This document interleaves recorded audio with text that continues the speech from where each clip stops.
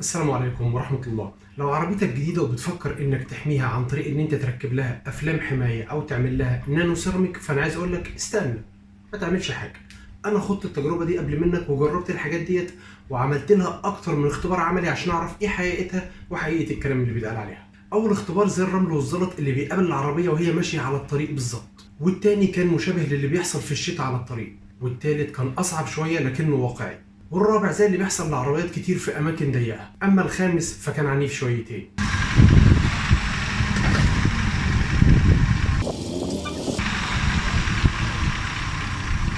ايوه انا اللي دخلت بعربيتي في عمود خرسانه، طبقت الرفرف بتاعها اللي كان معمول عليه فيلم حمايه علشان اعرف ايه حقيقه الموضوع ده وايه حقيقه الكلام اللي بيتقال على افلام الحمايه.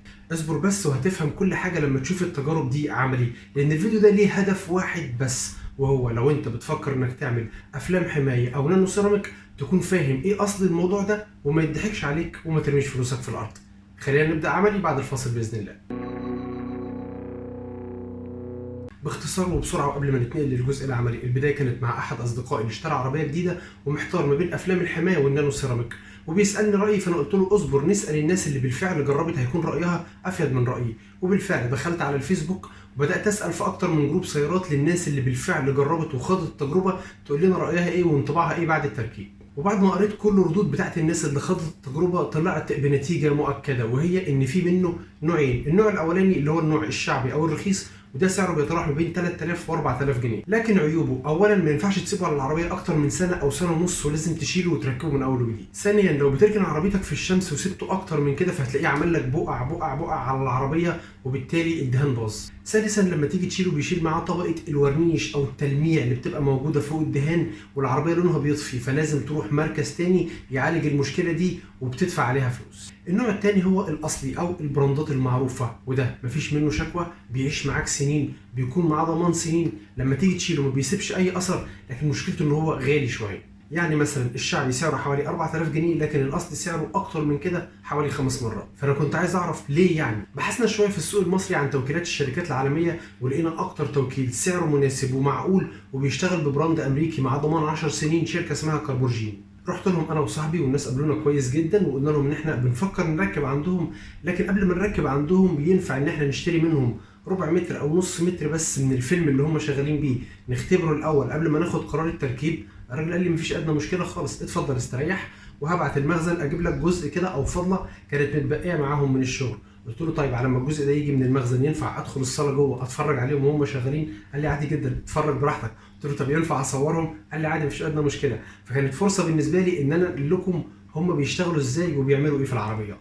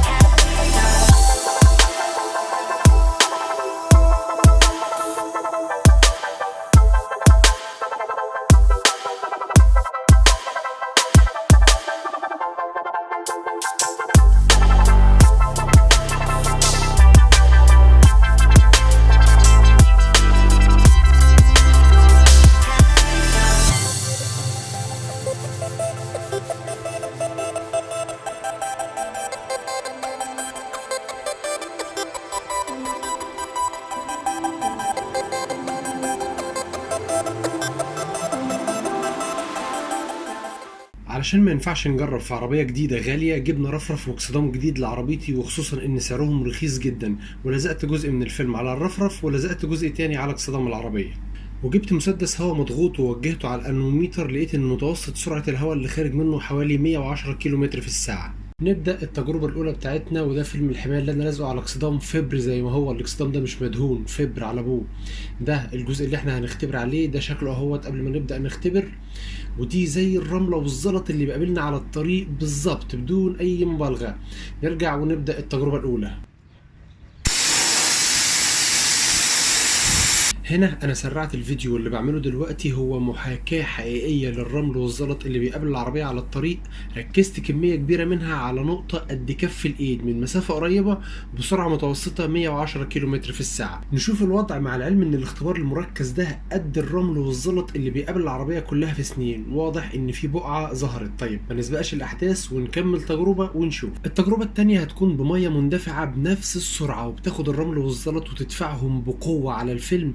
وده محاكاة حقيقية اللي بيحصل في الشتاء لما نكون ماشيين ورا العربيات والعجل بتاعها عمال يرفع طين يلزق في وش العربيات بتاعتنا. ونشوف الوضع عن قرب. الرملة من قوة الاندفاع لزقت على الفيلم، واللي هعمله دلوقتي هو ان انا هستخدم مية عادية خالص انزل بيها الرملة، ونرجع نقرب تاني ونشوف الوضع عن قرب. ولا الهواء، مفيش اي تأثير نهائي، بل بالعكس انا شايف الانعكاس بتاعي وانا بصور على فيلم الحماية. التجربة الثالثة هستخدم فيها قطع خشب وبلاستيك وما يشبه النبلة أو المنجنيق، ونشوف الأول الفيلم قبل ما نختبر زي ما هو سليم ما فيهوش أي مشكلة، ولا زالت نفس الحتة اللي لسه مجربين عليها. هعمل دلوقتي بقى محاكاة حقيقية للحاجات اللي ممكن تقع من العربيات اللي قدام منك وانت سايق، سواء كانت خشب أو بلاستيك أو ما شابه، وهشوف ايه اللي هيحصل في الفيلم. ونشوف اللي حصل عن قرب. الخشبة رزعت في الاكسدام بالحرف بتاعها، علمت فيه. طيب نمسح بقماشة مبلولة كده ونشوف الوضع. مازال أثر الخشبة واضح، لكن السؤال هل علمت في الاكسدام نفسه من جوه ولا لأ؟ ده اللي هنشوفه مع بعض. الاختبار الرابع أكتر حاجة بنتعرض ليها كلنا وهو احتكاك الإكسدام مع الرصيف، ولا زلنا بنختبر على نفس الفيلم، ولا زالت العلامة بتاعت الخشبة لسه موجودة في الفيلم ومعلمة. هرجع الكاميرا مكانها بقى، وبعد كده هركب العربية وهدخل في البردورة بتاعت الرصيف وهشوف ايه اللي هيحصل للفيلم.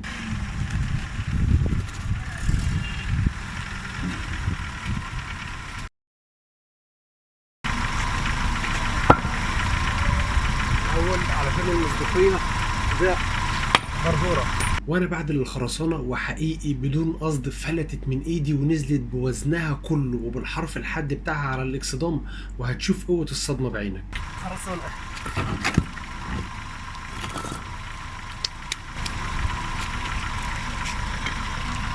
نشوف بقى اللي حصل. دي من اثار الاحتكاك اللي انا عملتها دلوقتي بالحرف بتاع البردوره اللي هو هنا ده. خلينا كده نجيب القماشة المبلولة.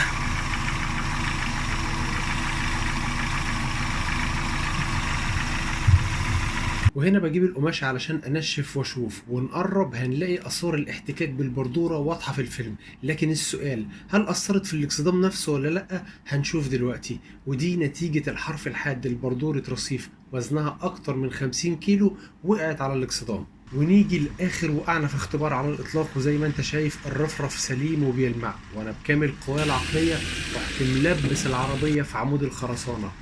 بعد ما لبستها رجعت لورا شويه، صاحبي كان واقف ورا الكاميرا شاور لي وقال لي الرفرف اتطبق بس مش قوي. قلت له بس كده سهله. وللمره الثانيه رحت مدخل العربيه في عمود الخرسانه، عجنت الرفرف خالص ورجعت لورا علشان انزل من العربيه واشوف ايه اللي حصل.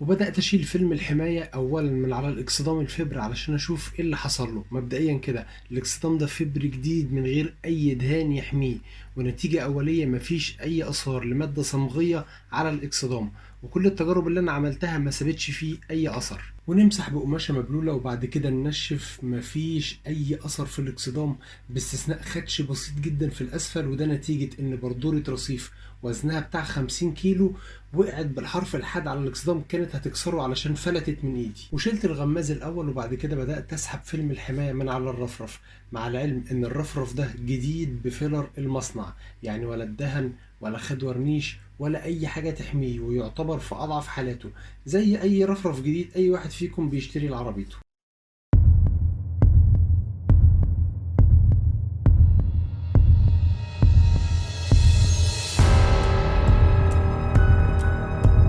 مفيش أي آثار نهائيا لأي مادة لاصقة على الرفرف.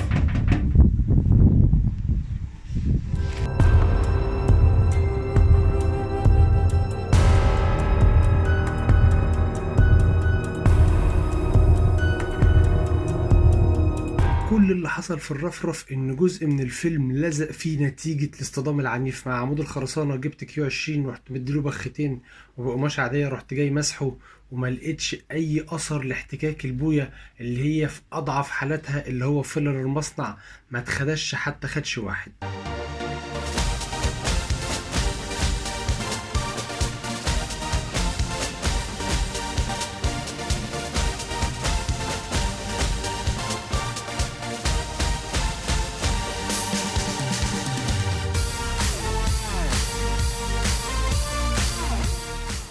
من واقع التجارب دي طلعت ب3 نقط فيهم الخلاصه مبدئيا وبمنتهى الامانه. النتيجه اللي انا شفتها كانت مفاجاه بالنسبه لي. انا كنت بتعامل مع فيلم الحمايه ده معامله الكفار، ودخلته في ظروف واختبارات زي اللي العربيه بتمر بيها بالظبط. انا هنا مش بكلمك عن اختبارات ساذجه من عينه ان انا اولع لك فيه، او ان انا ادلق لك عليه ميه سخنه، او ان انا اجيب حاجه واقعد اخبط لك فيه. لا، انا لبست العربيه في عمود خرسانه، ورغم كده اثبت ان هو بالفعل قدر يحافظ على الدهان الفابريكا بتاع العربيه، رغم ان الرفرف اللي انا كنت بجربه عليه فيلر المصنع، يعني في اضعف حالاته. انت عارف ده معناه ايه؟ معناه ان انت لو مركب فيلم الحمايه ده ولا قدر الله حصل معاك حادث متوسط، ما تشيلش الفيلم، روح للسمكري يستعدل لك الجزء المتطبق على البارد، وبعد ما يستعدله على البارد قشر فيلم الحمايه، مش هتلاقي خدش واحد في الدهان الفابريكا بتاع العربيه. بعد كده روح ركب فيلم حمايه على الجزء بس اللي كانت فيه المشكله. انا بصراحه ما اعرفش مكونات فيلم الحمايه ده ايه ولا بيصنعوه من ايه في امريكا، بس واضح ان هو حاجه محترمه قوي. النقطه الثانيه، ما اعتقدش ان الموضوع ده هينفع او هيكون مجزي مع العربيات اللي هي تحت المتوسط، لكن العربيات اللي هي فوق المتوسط وانت طالع، لو انت حسبتها ورقه وقلم هتلاقي نفسك بتعمله ببلاش. طيب ليه انا بقول لك كده؟ تخيل نفسك ان انت جيت بعد 5 أو 6 أو 7 سنين تبدل عربيتك. في الحاله دي انت بتبيع عربيتك تحت مسمى حاله شاذه. تخيل نفسك بتبيع عربيه بقالها 7 سنين مفيش خدش واحد في الدهان بتاعها، ساعتها هتلاقي نفسك اللي انت دفعته باليمين في الفيلم استرديته بالشمال، وفوق كل ده بيدي لك ضمان 10 سنين. النقطه الثالثه، لما رجعت له وريت له على الموبايل كل الاختبارات اللي انا عملتها دي وسالته على النانو سيراميك، فقال لي انا عندي نانو سيراميك امريكي، لكن مفيش نانو سيراميك لا عندي ولا عندي غيري هيستحمل الطحن اللي انت كنت عمال تطحنه في العربيه ده. قال لي افلام الحمايه بس هي اللي بتدي الحمايه القصوى. على العموم انا هسيب لكم تحت الفيديو ده على اليوتيوب عناوينهم، ارقام تليفوناتهم، صفحه الويب بتاعتهم، صفحه الفيسبوك، علشان لو حد حب يستعلم عن تكلفه افلام الحمايه لسيارته هتكون كام. ده كده كل ما يتعلق بافلام الحمايه من الالف للياء، علشان ما يضحكش عليك وعلشان ما ترميش فلوسك في الارض. وفي الفترة اللي جاية بإذن الله لو في موضوع تاني أو أمر ما في مجال السيارات عايزيني أتأكد منه، اكتبوا لي تحت الفيديو في التعليقات، وهبدأ أشتغل على كل الأمور محل اهتمام الناس ونعمل لها الاختبارات اللي تتأكد من صحتها.